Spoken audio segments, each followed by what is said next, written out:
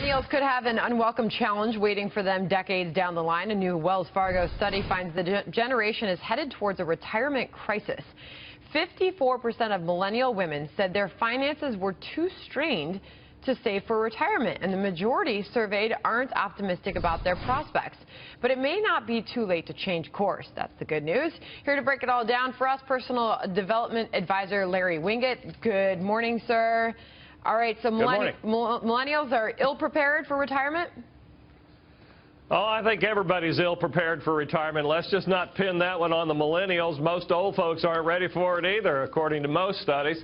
You know what bothers me, Sandra, about this the most is not the money issue, it's the mindset issue. The study reveals that so many people say they're not going to be prepared, and they're already coming up with excuses. There's too much wage disparity between the genders. The job market's not going to be good enough. And for most of these people, we're talking 40 years down the road. 40 years from now, they've already decided they aren't going to have enough money to retire. Okay, so what's the real problem? It's not the money, it's the mindset. What's the real problem? So they're not working on it right now as they should be? I mean, as far as the mindset, 64% of millennials said that they'll never accumulate $1 million in savings over their lifetime. 73% of women felt this way. So it's even women more than men that are worried they won't be able to save enough to retire. I know, and again, they're coming up with all the excuses. How can you say 40 years from now you're not going to be ready to retire? Because they're stretched too thin is what they say.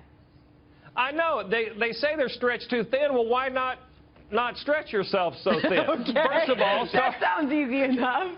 All right, David. No, it really is about that simple. Adjust your lifestyle. Don't spend more than you make. 43% of Americans spend more money than they earn. Here's a clue. Don't do that. All right, Larry, first of all, I'm a little disappointed. You toned down the shirt this morning, so I'm heartbroken when I saw you were going to be on the show. I was looking for the shirt.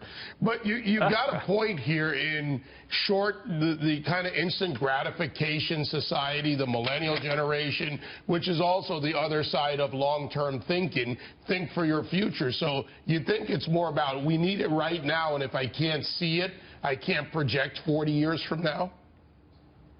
Yeah, I believe that's part of it. And there's also this whole, oh, to hell with it. I don't have enough money now. I'm not going to have enough money then. And they add the other part of that mindset issue.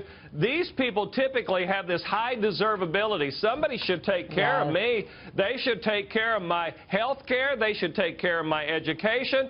And they darn sure ought to take care of my retirement. Doesn't have any personal responsibility in there at all. Hey, but Larry, you know, in recovery, people talk about you got to hit rock bottom. You got to hit rock bottom before you can right yourself and get into a program. But if you hit rock bottom when it comes to saving and retirement, it's too late.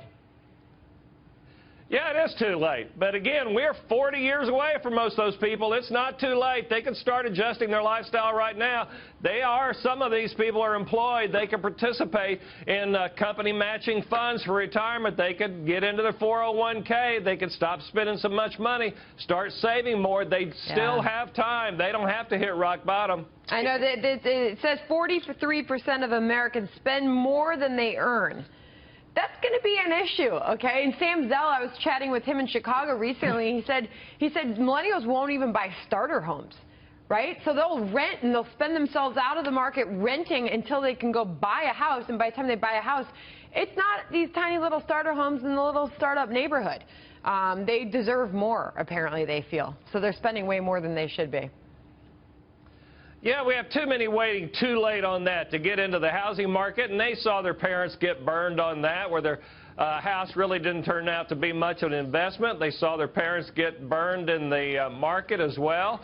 So they're waiting, and some of them are just hanging on to their money, but you can't really make any money by just sitting on it. So you're going to have to get into the market, whether it's the real estate market or the stock market. You're going to have to do something.